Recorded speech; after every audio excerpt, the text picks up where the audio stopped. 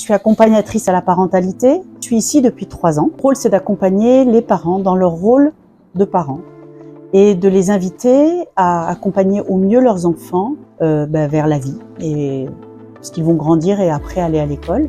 Être un support pour les mamans en m'appuyant sur toutes les associations locales qui sont autour de nous, mais aussi au-delà, c'est-à-dire pas que à l'Ariane. Apprendre à sortir de la maison pour aller chercher des lieux ressources, comme les lieux d'accueil enfants-parents et CCAS, peut être aussi d'autres associations qui font un peu le même travail que nous, mais adaptés à des enfants plus grands, et amener les enfants comme les parents à se saisir de toutes ces opportunités.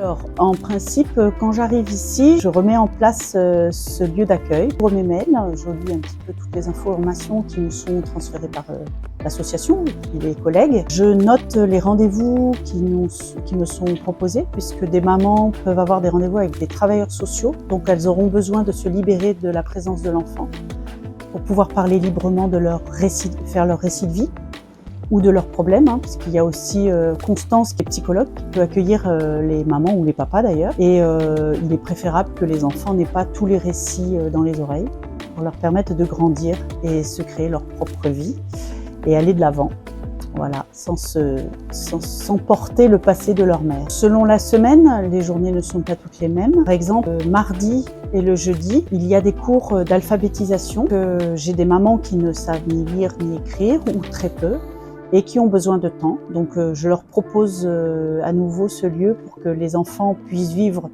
un petit moment ludique pendant les 2 heures de cours. Et pendant ce temps, Patrick prend soin des mamans et leur apprend à avancer dans la lecture et l'écriture. Le lundi et le vendredi, il y a des cours de FLE, français langue étrangère. Et là, c'est pour des personnes qui sont complètement loin de la langue française, mais qui ont déjà été à l'école, donc qui savent écrire. Et là, c'est Marc qui prend ces familles, et moi, dans ce cas-là, je suis toujours à disposition. Ce que je voudrais dire, c'est que mon travail n'existerait pas s'il n'y avait pas tout ce lien qui se fait autour de la personne. Ici, à Happy Provence, on travaille, il y a la personne qui est au centre d'une grande toile d'araignée, si on peut dire ça comme ça, avec les travailleurs sociaux, avec Yvette qui s'occupe de la santé, les problèmes sont graves, Constance qui est psychologue, Radija qui est à l'accueil, ou l'insertion professionnelle, et tous ensemble, on gravite autour de cette personne.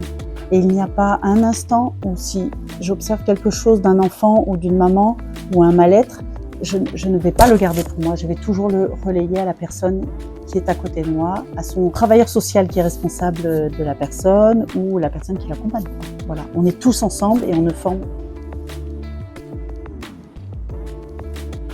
J'accompagne aussi les mamans à domicile pour les aider dans leur travail au quotidien auprès de l'enfant.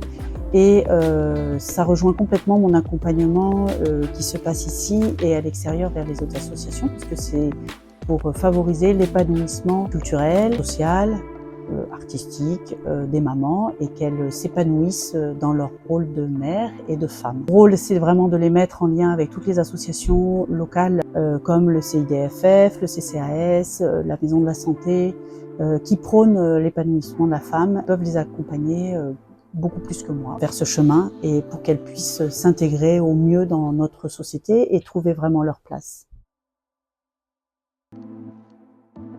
Alors si je devais dire un mot pour ces femmes, déjà je voudrais leur dire que je les admire. Je suis impressionnée par leur force de caractère, leur courage et la confiance qu'elles ont su se faire pour arriver jusqu'à nous. Elles prennent le mort aux dents et elles vont jusqu'au bout. Parfois c'est dur, avec des larmes, mais elles savent se tenir debout, droite. Et moi je leur dis, gardez votre confiance, restez courageuses, faites-vous confiance et allez de l'avant.